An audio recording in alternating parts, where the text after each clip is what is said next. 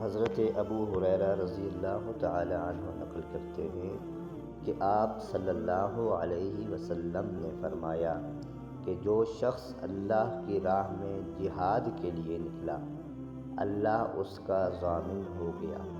اللہ تعالیٰ فرماتا ہے، اس کو میری ذات پر یقین اور میرے پیغمبروں کی تصدیق نے اسے سرفروشی کے لیے گھر سے نکالا ہے۔